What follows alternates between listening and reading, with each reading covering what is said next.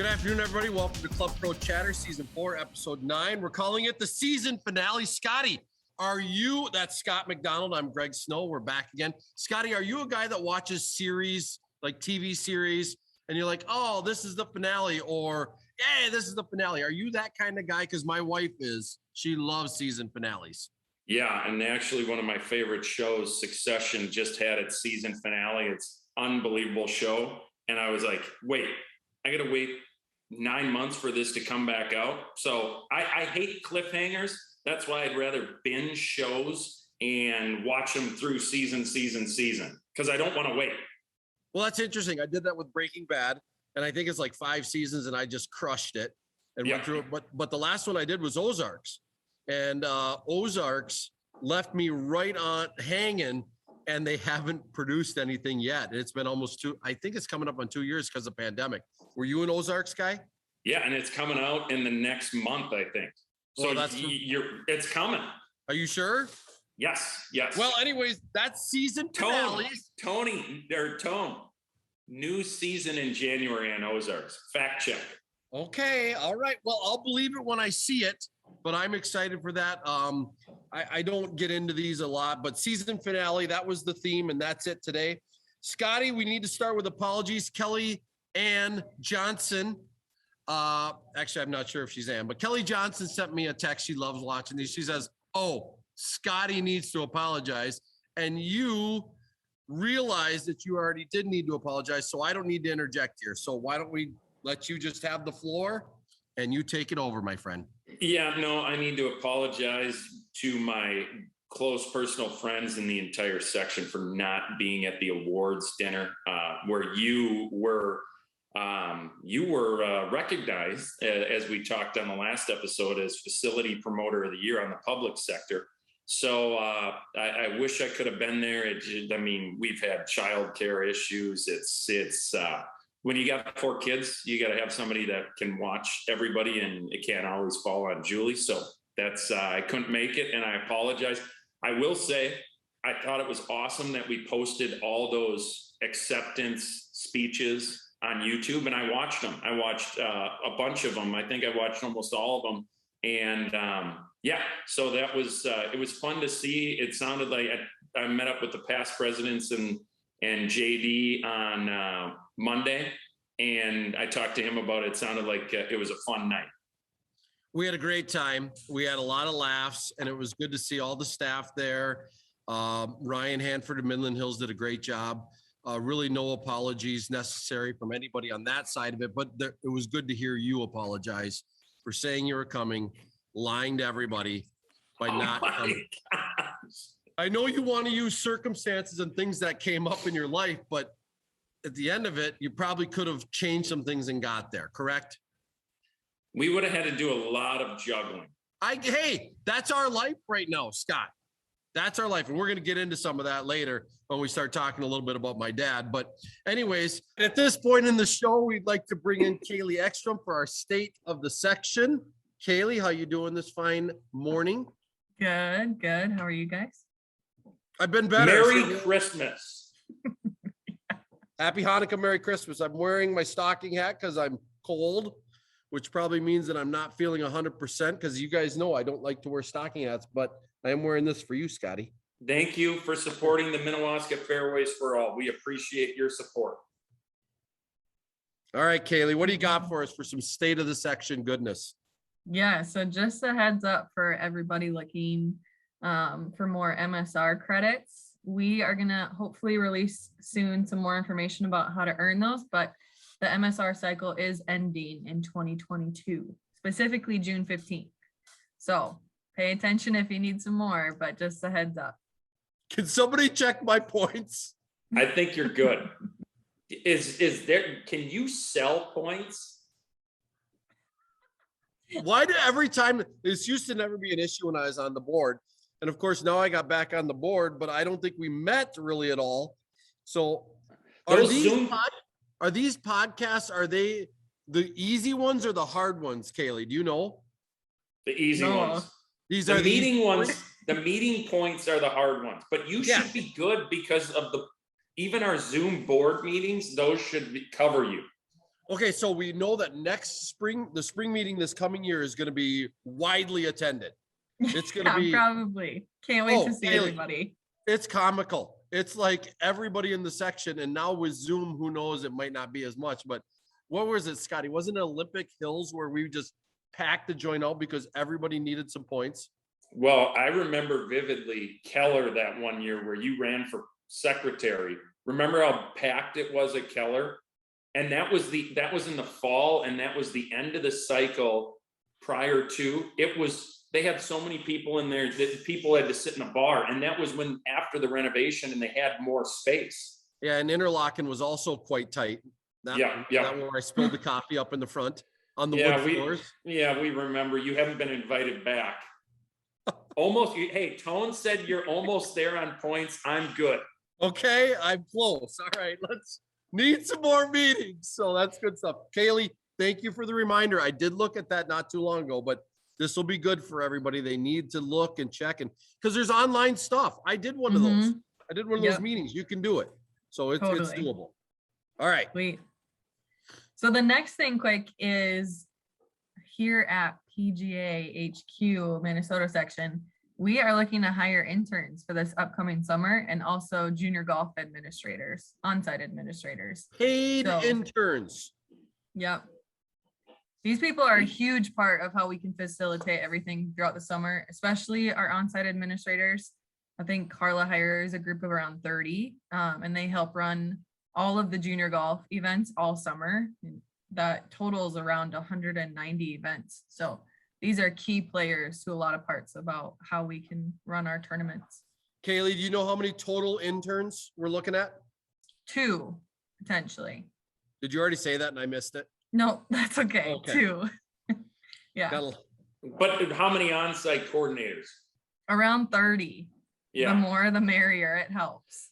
So, Greg, have you ever had any of your, because when I was at Minnewaska, we had multiple kids that have came through the program, played college golf. It's a great summer job, and they've been on-site coordinators. So, like Tony Janew's daughter, Jenna, she'd run junior events around the Glenwood, Alexandria area. She'd go, an hour circle, but she'd run probably 8-10 events. It's a nice little job, and you get to get out and run some events, and it's pretty fun. So yeah, I've had 2 kids that actually both of them ended up working for me. Have worked for the Minnesota section. Andrew Morse and Olivia Hansen both have worked for the Minnesota section, and they love it. I think Olivia is doing it again. I don't know that for sure, but it's a good job. And that, don't they get together in the spring or something, Kailey? And Scotty, you're kind of a big part of the junior golf, and that's kind of when they do their hiring, though, right? I suppose they invite anybody back. Yep. We'll take anybody, that's interested in learning more. You can come find me on the section website or Carla for more information. But basically for the junior golf on-site administrators, we meet in the beginning of the spring and just talk about how we want to facilitate events. They get their gear, they get their schedule from Carla, and we send them out. I just signed up our golf course, Scotty, for this next year for our junior tournament. Thank you. Wait a minute. You don't work at a golf course anymore. That's right. You don't have to do that stuff. Hey, Minnewaska's still hosting every year, and I'm going to do everything possible when we had our committee meetings for our more facilities to host. We need it. Yeah. Well, there's quite a few courses up there in the Alexandria area. I'm sure most of them do host, but yes, Alaska, Alexandria, that those kids could have, stay in that area. And I know Carla does a great job of trying to coordinate us with Eagle Creek, trying to keep it so that they're close to the same days in case people are traveling, or for kids in this area to adjust their schedules. So, Kailey, anything else you got for us? That's it. Just a quick thank you for everybody that came to the awards banquet. It was a fun night just to see everybody and to gather, but it was cool. I think we're going to be releasing some fun stuff here in the upcoming, new 2022 about our award winners of 2021. So stay tuned for more details. All right. That's awesome. Let's bring in Tone Pulido. Speaking of releasing, let's release our tournament coordinator here. He is gearing up for a big 2022. And Scotty, at the end of this today, we want to do some bold predictions, and you got my mind thinking about some bold predictions. So I'm looking forward to Tone's report here because we're going to try to, I've got some things in mind for my section bold predictions, but some of it has to come down to venues.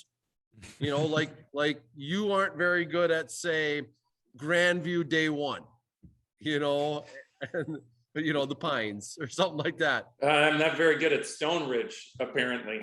Stone Ridge day one, you know, something like that. So I got to consider some of those for my bold predictions. But Tone, talk to us about the schedule a little bit. What you got going on over there? Yeah, so the 2022 schedule is almost complete. You know, it's every day, you know, getting confirmations and waiting on responses. They have to go through the club committees. I know today, the day of filming, we are waiting and should know sometime this afternoon the site of Pro Series 2 and that confirmation. Hopefully we can get that out and it gets all approved, because that'd be a really nice venue for that. You can't tell us right now. Any hints? You can't tell us. Tone. It's on the east side of town, potentially. Which side is that? Somerset. Which side is that? Somerset. That's the far side, right? Though, yeah, the far side. Yeah. Somerset. Right, not Hazeltine side. Okay, all right. That's where Tone lives. No, where Tone used to live. Where I used to live. Now I'm over by TPC. Is it close to your old stomping grounds? Yeah, it's pretty close. So I'm going with Stillwater, the Yacht Club, or Delwood. Don't Never tell know. us, Tone. We'll wait. Never know what could be right. Never know. You do a good job at keeping your poker face there. Wow. Yeah, so hopefully you should know that. Twin Cities Open. Again, is kind of the same thing. We're working on there with our partner and some facilities to get that secured. Hopefully can make an announcement about 2023 Twin Cities Open. Just, you know, continue to work on the future. You know, we're booking out, you know, a couple years in advance as well. Let me see. Fall Scramble is going to be at Burl Oaks. Okay. That's My a new side of one. town. And then Facility Team is another one that I should know hopefully by this week. And kind of, if it works out, it may be a little bit more travel, but hopefully we could do something a little more fun for that event. If it's in Sioux Falls, I love it. So We know. Scotty, you know where I want an event. I have been loud about this. Yes, you have. but yeah, Minnehaha. other than that, we're hoping to release everything on Blue Golf on Thursday, the 16th, which is the day this podcast is released. So look forward to that. And then, you know, we'll keep adding the Pro-Am schedule to that as well. So if there's any other clubs or facilities interested in adding a Pro-Am to our schedule, reach out to me and we'll try to make it work with how much we have going on next year. So it's a lot of events. Tone, I love this time of year because I got a guy who I take the programs. Scotty, you know him, Walt Parsons. He loves to play in these things. He calls me, what's the schedule? And I go, I don't know yet. I got to wait till the schedule comes out. But he wants to book this stuff pretty far in advance. And I know, Tone, the Pro-Ams are kind of the last to kind of come in. But as soon as they get in there, it's like, okay, Walt, get this date, that date. Scotty, when do you start building your schedule? You know, we've got the ones that are kind of historically in the same spot, so you kind of know, but once come March, I'll start plugging them into my calendar. And that's a good question that I got for Tone is, does he have any leads on any new Pro-Ams? Has anybody reached out? Because we had a bunch of new ones this year, Greg, yours included. We did. Yeah, I haven't had any leads or any clubs come to me with a new Pro-Am. Obviously maybe some new dates by a couple, so we just got to work around that. But no new ones yet. Yeah, I know for us, for our KWLM, we were looking at a new date as well. We were early June last year and we kind of want to move it into August. Not always perfect timing, but we might hopefully can find something there. So I'm sure there's others exactly like us in that regards. Scott, are you okay? Did you just drop a coffee? Nope, I'm good. They're doing a little work on the house, but hey. Is Janu over? No. But are you taking that old Legacy of Hope day? That's a Monday, right? Yep. Yes, we wanted it this last year, but Todd Burgeth, who is he's the co-host, he's the sports director and the whole thing for the radio station. He couldn't do that date. He was on vacation. And so we had to move it to a different date. So hopefully this year he's not on vacation. And he already said maybe one of those dates in August could work. Okay. Yeah, there's not many gaps. There's not enough Mondays to host all these. That's the thing with how in depth our schedule is and how much we have going on. But it's good to have all these opportunities. So Tone, I got a quick question. I think this is a good time. Were you aware of where the Dakota Chapter Player of the Year points were at? Did you get notice of this? I was not notified. The chapter kind of runs their own, but I was not notified of it. I got a call from Tom Blank about a week ago, and they had their awards like the Saturday after. There was a big snowstorm, and I guess I didn't go up because we didn't know who the award winners were. And I got a call from Tom, and he said, just so you know, you are the Dakota Chapter Player of the Year. I'm like, how is that possible? I go, where are the standings? I have no clue. If I would have known that, I would have went up there at least. And then I look at the standings, lo and behold, who's second on the standings? But Greg Snow. You can't make it up. Club Pro Chatter represent. I told Tom, I said, well, I'll send a personal thank you note to Chris Croach for not playing as many events this year, because I feel like he's won that Player of the Year for how many years, Greg? Oh boy, it's got to be 11, 12. Yeah. So maybe more. I feel like this is something that Greg is actively going to pursue me in next year, this Dakota Chapter Player of the Year. We've got our head-to-head, and I think that this could be another thing to add to the Scotty, slate. Let's add this. If I'd have known, I would have skipped. I love Kurt Reavers. I would have skipped the Lakeville Pro-Am at Heritage to go play in the Dakota Chapter Championship if I knew I had a chance to beat you. Well, seriously, if you would have went and played, Greg, I think you would have beat me. Maybe. I blew it. It was a big mistake. I didn't know this, Tone. I should have gone. But this year, 2022, I got my eye on that. I can't have Scotty's a much better player than I am, but I definitely could play in more things than he can to maybe beat him. But did we get points for the section championship too at Stone Ridge? Yes, I think we did. Okay, so I should have just performed better because I had you on the ropes after that terrible performance you had on day one. Yeah. Thanks. Don't worry, I had two equally pathetic performances. So, Tone, anything else for the schedule? No, I think that's it right now. Like I always said, I'm one of my big focuses is booking out events years in advance.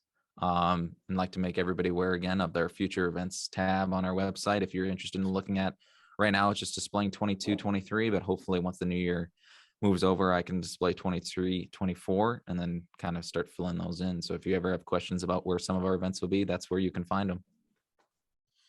All right, good stuff. Thanks for all your work, Tone. We do appreciate it. And I know this off season is a time when you do a lot of planning and getting this stuff lined up, and then the site travels.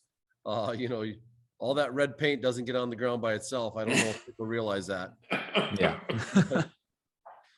What was your hardest paint job this year?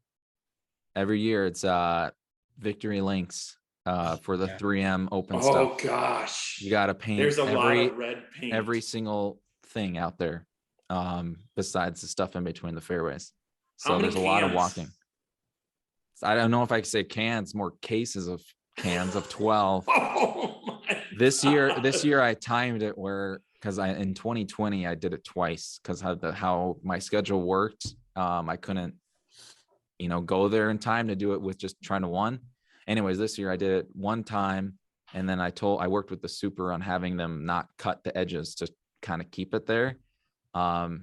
And it was still there for the most part in the Monday, at least where people can see it who are not colorblind like me. But yeah, it was a lot of walking. The interns always get a good workout out of it though. You know, where there's not a lot of red paint used? Olivia and Minnewaska. Very little red paint. One bond. There you go. Just put some stakes out there, call it a day. We do. Yeah, you could just stake it, but it's a circle pond, so it's tough if you don't Okay. red paint it. You know, it's hard. If you line up 2 stakes, you'd have to drop in the water. You know, on sometimes because we don't have them all perfectly situated. So, all right, Tone, thanks a lot for what you do, and we appreciate it. And we'll probably bring you back in a little bit here when we discuss another topic. But Scotty, you wanted to start this next segment with something else? Yeah, you know, we didn't have the show. We were scheduled to have the show, and your father had some health issues and ended up passing away, and we had a text chain going with you, and I know you've received a lot of nice texts, phone calls, people reaching out, and we were thinking about you. And I know you had the memorial this past weekend, so our condolences to you. And you were definitely in my thoughts and prayers. And I know you're strong with your faith, but it's still never easy. So one thing I wanted to look at from just a reflection standpoint, how about some good golf memories with your dad? And I mean, did he kind of get you started in the game? I know yes. you mentioned he played pro-ams and Oh, things yeah. like that.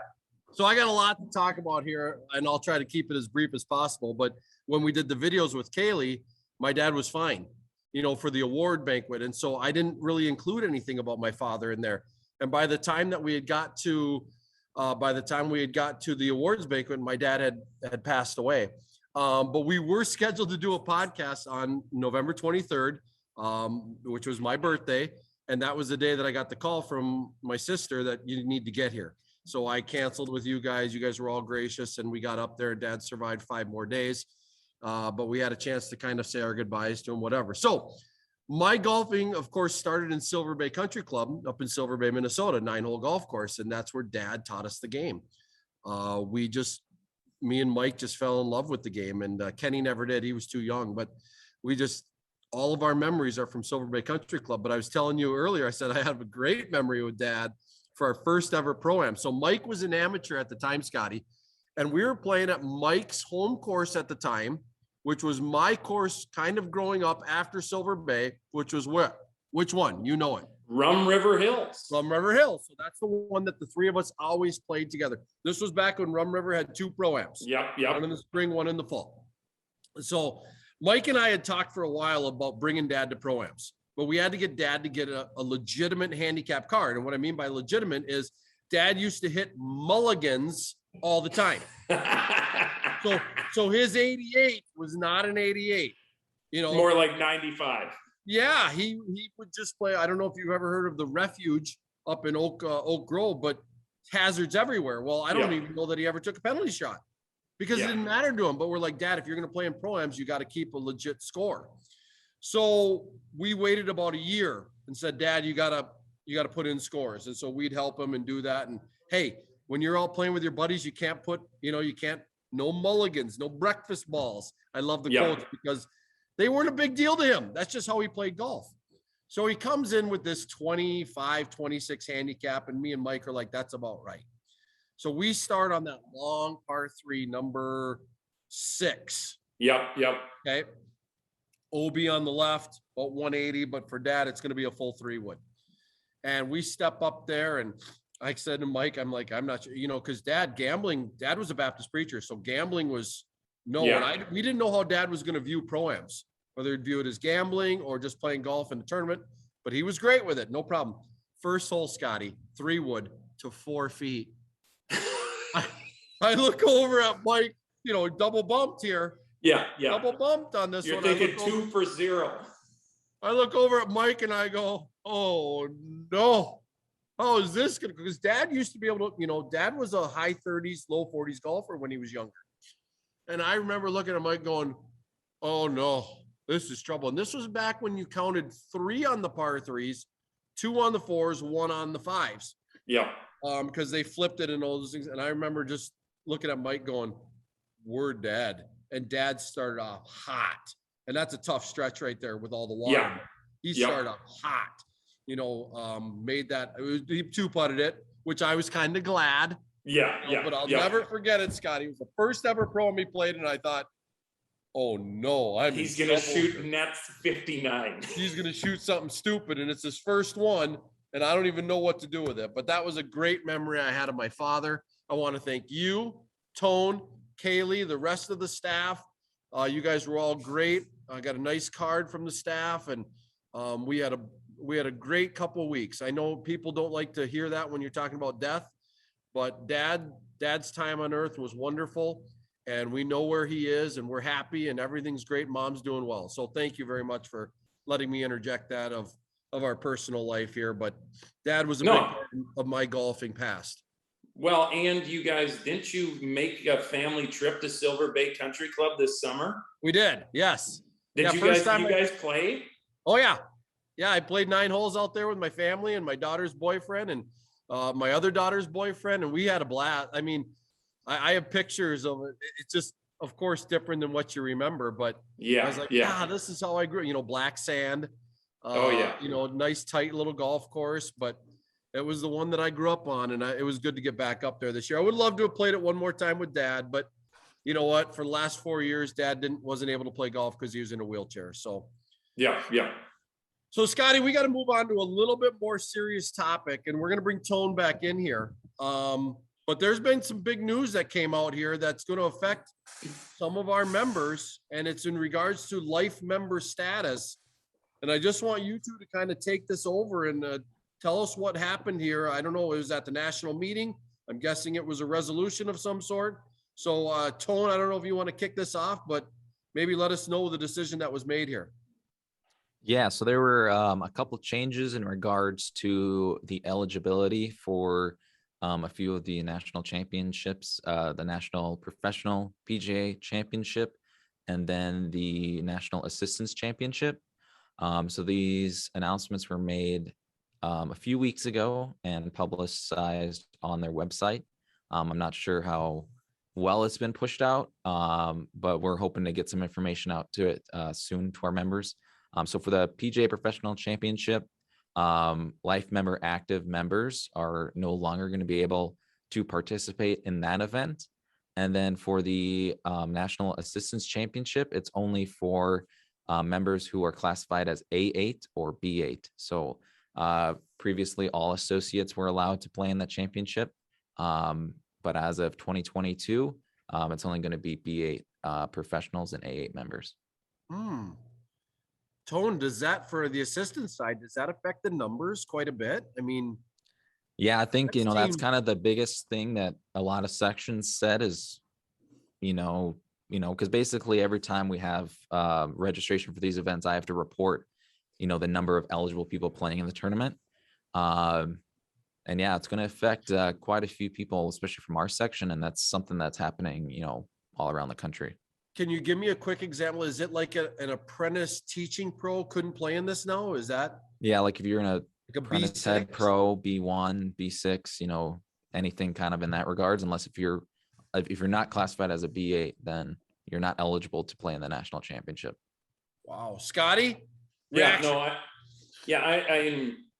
not a huge fan, especially when we've got people, we're struggling to get people to get into the business. I view the carrot of playing in events and qualifying for these the assistants national championship as a nice bonus for good players to get into the business, because there is you can keep that competitive juices going. I personally think that it would have been better if they would have put a timeline. You're eligible for the assistants championship from as long as you've got to get through the program, 8 years. You can qualify for it as long as you are an associate or you're classified as an assistant, either an A8 or a B8. I look at someone like a golf coach, that's an associate, a teaching professional, that's an associate. People that not everybody who gets into the business now goes right to be an assistant like it used to be. There are different paths now, or somebody working for a club manager. If we hired an associate at Ripstick, they could not be eligible for this national championship. And I think that's a big mistake. I know that they gave some time for people to give some feedback on that. But I personally think that there's people that have played in the assistants national championship for 20, 30 years that should not be eligible to play in it and still are eligible because they're classified as A8s. And are they really A8s? That's my thoughts.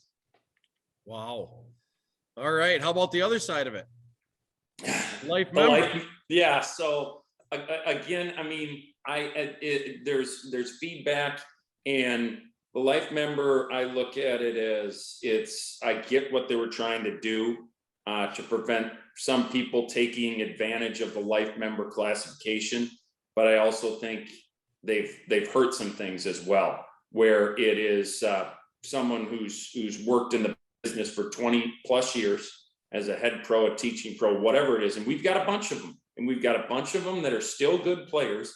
I think it was 2 or 3 years ago that half of the qualifiers for nationals were people that could be classified as life member if they were not working at their facility because they've got 20 years of service. So now if they do retire and they want to continue to play, they can no longer qualify for nationals. And I feel bad for those individuals. They certainly can still qualify for the senior national championship, but the ones that have qualified for both would arguably say it pales in comparison, the magnitude of what's at stake, the purse. I mean, playing in the senior PGA championship is still a very, very big deal, but it's not the same as playing in a PGA championship. So Sounds like more to come on this, Tone. Is there, have you been given kind of the parameters of all this yet, or is that still coming? Yeah, so I mean, obviously it's kind of for their side, everything's kind of final, and that's what it is. So we're obviously looking at it at a section level, and hopefully to get some communication out to our members, regarding that, and just kind of making sure everybody's aware of these changes. So definitely was something of a surprise. Like Scott said, we saw where they're kind of coming from on, this discussion has happened before for kind of both of these events, and they're giving it a go for 2022. So we'll just take that and move forward and do the best we can. Yeah. Well, good luck with that, Tone. I know these changes always affect somebody. And that's the thing, no matter how you look at it one way or the other, they don't just make changes and everybody goes, it's nothing. Somebody's affected by this, and you're going to get that phone call. And I apologize ahead of time. So you and the committee have a lot of work to do, and hopefully us as a board can support. And we will support, right, Scotty? Yeah, for sure. I mean, and that's the thing is, if these people are eligible in our events, the section championship, or I believe in the assistance championship for our local one, that is up for our section to decide. It just means they're not eligible. So each section is going to have that discussion whether or not they're going to allow life members to play in the section championship or associates to play in the assistance championship without being able to qualify going forward. All right, more to come on that. Scotty, let's move on to one piece of national news real quick. And that was obviously the announcement that Tiger and Charlie are going to play. I believe it's this coming weekend. Yes. Your gut reaction when you heard that? I mean, they had Tiger's event, the hero, and all of a sudden he's hitting balls after that video was leaked of him just hitting a 7-iron. I'm like, okay, he's hitting 7-irons.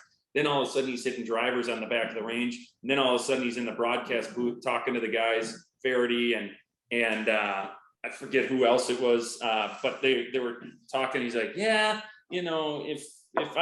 if I could, maybe I could play, but I can't get to game speed. Well, now all of a sudden he's playing this week. So I think it's great. This time of year, there's not much golf news, to be honest. So it's a great shot in the arm for golf right before the holidays. And it's a good kickstart, kind of gives us a big kickstart. We got Tournament of Champions right after the first of the year. And then, once we get into Torrey Pines where we played this year, it's kind of like, hey, the season's here, right? Yep. So Tone, Yeah. you're kind of young enough to ask about your perspective of Tiger on this, because I guess it would kind of be like Jack Nicklaus for me. I was super young when Jack won when he was 46 years old at Augusta. And he kind of that started for me that I want to be a Jack fan. Well, there wasn't anything left in his career. You're kind of that age. How does your demographic view of Tiger Woods? I don't know if I could speak for everybody in my demographic, but my side, Tiger is the reason I got into the sport. So I watched golf kind of younger growing up. My dad would have it on, and then kind of in 2005, I remember the Masters, kind of watching that, and then 2008 U.S. Open, and that's really where I started getting into the game and playing more. So any Tiger news to me, I think anybody here at the section office would agree. I'm a huge fan of him, in regards to, his playing career, and want to see him succeed. So yeah, I mean, I'll be watching this weekend, and I think he's teasing a lot. I don't know. That's my opinion. I think he can play.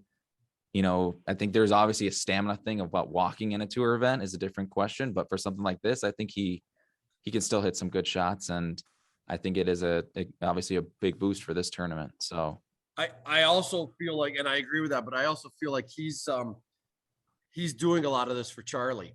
I know somebody, I don't know, I can't remember who did it, but they have a Vegas ticket for Charlie Woods to win a major before like 2030 or something of those regards.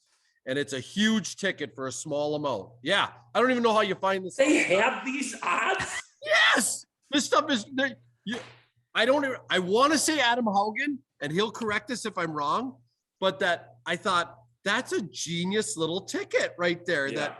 And I don't know what the year is, but any major before 2030 or 2020, I don't even know, because how old is Charlie? Is he 12, 13? Yeah, thereabouts. So it's somewhere in the fact that he has to win it like before Tiger did, before how old Tiger was when he won at Augusta. But I just kind of view that too, that I think he's really trying to keep, it's kind of like LeBron with his son, trying to keep them relevant, keep them in the news. But Charlie's obviously going to be a good player because he was cool to watch last year. So I'm just as intrigued about that as I am about Tiger. And then the opportunity, of course, to see them together. As you know, I've never been a babble over Tiger guy, but I do think that it's great for golf, and it's fun for golf, and it's fun to see him kind of worry about somebody other than himself. So I kind of enjoy that a little bit. Your perspective on that, Scotty? No, I think for sure. And he said when it was released that he was going to play, that he's playing for Charlie, and he's playing so Charlie can, play in this event, which I mean, prior to, I would say this, and I think we all would agree, prior to Tiger teeing it up in this event was just kind of like, oh, it's on during the weekend, not a big deal. Now that him and Charlie, like the ratings for this is just going to be as big as like a mainstream PGA Tour event in the middle of the summer. I truly believe that. So I think it's good for. I'll reiterate. I think it's great for the game. It's good for golf, and yeah, we'll see. Tiger's always been one to keep it close to the vest about his health and his injuries. I wouldn't be surprised if once because they'll have all that stuff out there saying ball speed and swing speed. He's going to surprise us with some numbers. I truly believe that. That they'll be crazy low? No, crazy high. Higher than we all thought. Okay. I don't think he's going to be swinging 120, but I think he'll hit it, swing at 110. Those legs, a lot of power from the legs, Scott. Tone, go ahead. Yeah. I interject. Sorry. No, I just said I would agree with that point. I did see on Twitter this morning he is going to be putting in a new prototype Bridgestone ball. So he's obviously still representing all the equipment. So yeah, I think the numbers will be. I don't think it's going to be out there swinging 90 miles or 85 miles an hour, but I mean it'd be a little lower. But regardless, however he plays, it's going to create a lot of discussion afterwards, like, oh, he's playing well, or oh yeah, he's not playing well, whatever way it goes. Yeah, he's a topic no matter which side of the spectrum, and they'll show him whether they're 8 under par or 26 under par. They're gonna put the cameras on him. So when's Mickelson gonna have one of his kids out there? I don't think his kids play that much. They must not. You never hear them, do you, Tone? No. Because I was like, did you have to win like a certain major? But it's any major championship. So I was like, I don't think they play. Any major And the players. qualifier? Yeah, any major and the players you can play in that event. So Ricky Fowler can have his nephew play with him or something. Yeah, because he won the players. He won the players. Oh, interesting. Fred Funk. That's why he's probably in there. Yeah. Yeah, I think they've opened it up, because I think before it used to be like just father had to be the winner and then their son. And I kind of opened up with Justin Thomas kind of having his dad play. So I think there's, obviously I think they had Annika Sorensen play as well. So they're kind of freeing up that eligibility of who you can kind of invite.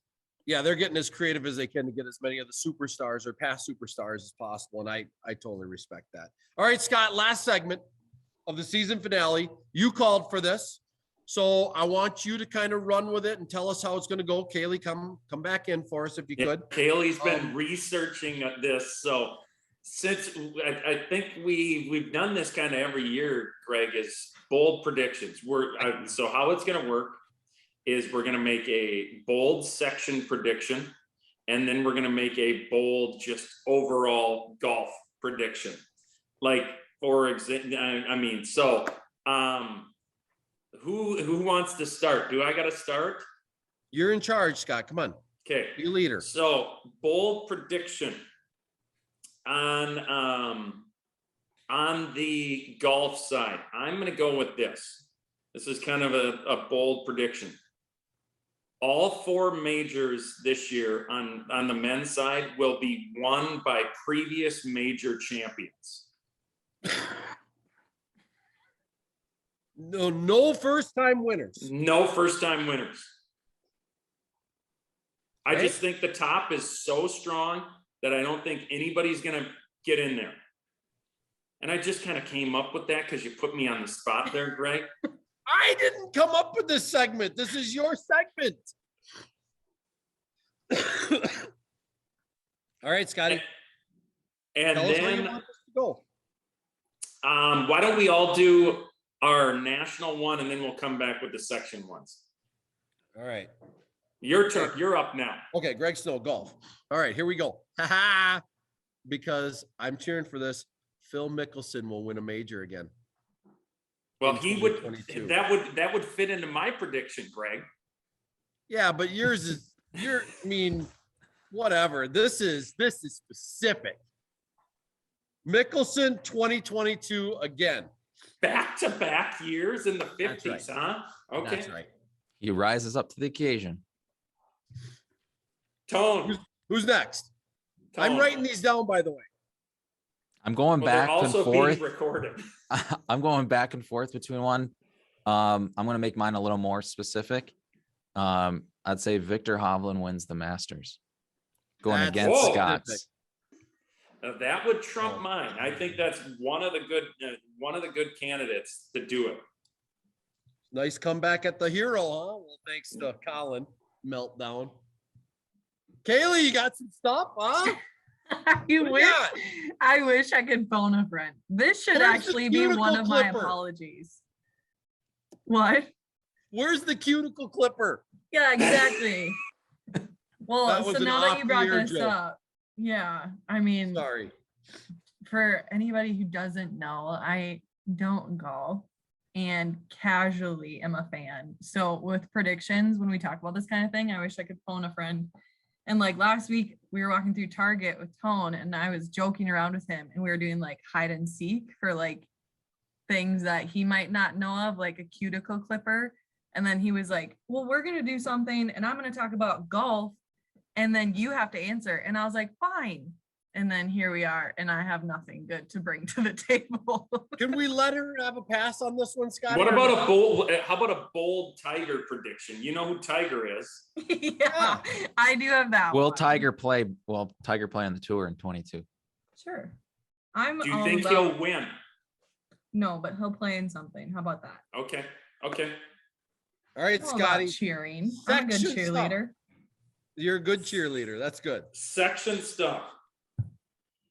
Go ahead. Who's up first? Same order. I'll bring it back. Jeez. Let's see. I made this prediction a couple of years ago and it didn't come through. So I'm going to make it again. Bring it back. One of our section members is going to win either the golf champions, state open, or tape mark. It hasn't happened in a long while. That's one of our three major, you call them our majors, right? Yes. That anybody can play, because the fourth major would be the section championship. That of course the section guy has to win. And I'll make another prediction. I think Greg How many are you gonna have? I got one more for you. I think you're going to have an even better year than this past year, which was your best year. I think things are happening. I had a good year. You did. I did, Tone. I know. Tone just looked at the stats and he laughed. He No, said, I don't have anything. That's a good year. Oh, you got second in the Dakota chapter player of the year. Who saw that coming?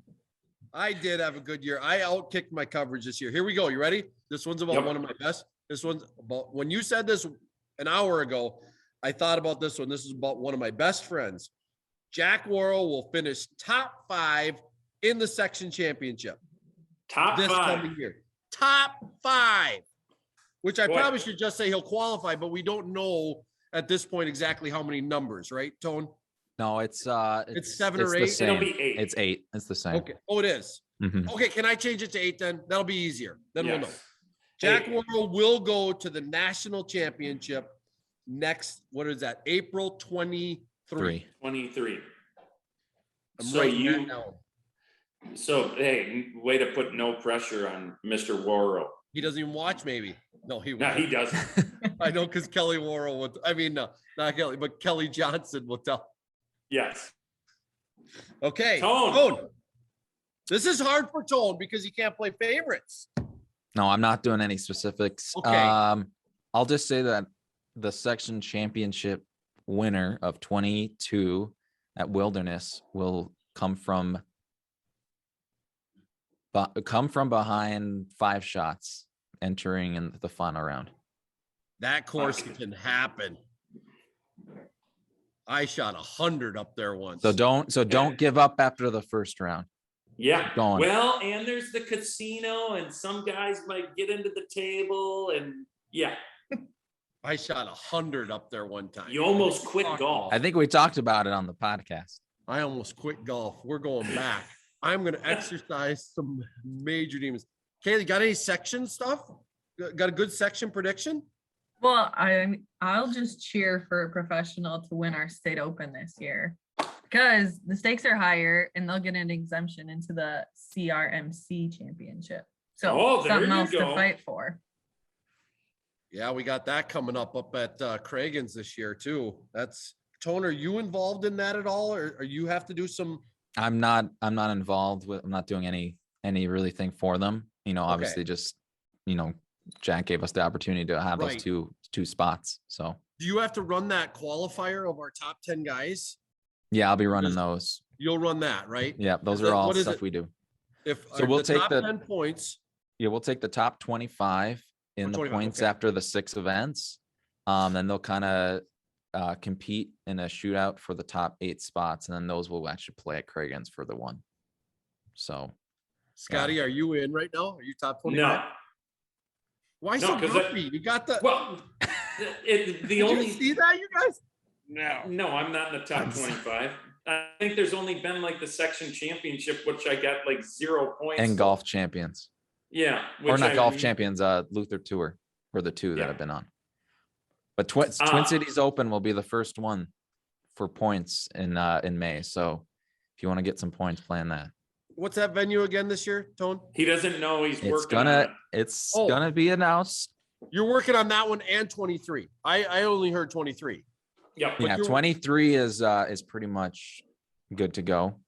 22, we're still finalizing some things with there. Okay. All right. Well, I want to thank everybody. Great show today. Great season finale. Hope you guys have a Merry Christmas. You got any big plans? Anybody? Going to California, see Ooh. family, and going to Vegas for 2 days with them. So going back. Vegas again for you? You just live there? So they wanted to go. So a couple of my cousins and uncles and aunts are going. We're going to try to get in Top Golf one day and then see where the night takes us from there. Tone, see if you can find a ticket on For Charlie Charlie. Woods. I'll make it. See if you can find it and text us. Okay, will do. Greg All right. wants to put 20 down. I might be in on that. I don't know. I Let's think see how he I- plays this weekend. Well, he's too young to grade right now, can he? I don't Well, you know. never know. Do you put him in Tiger's caliber, or is he just, I don't know. All At right. this point, Well, Tiger was winning world championships. Greg Snow signing off for 2021. Thank you all again. Have a Merry Christmas.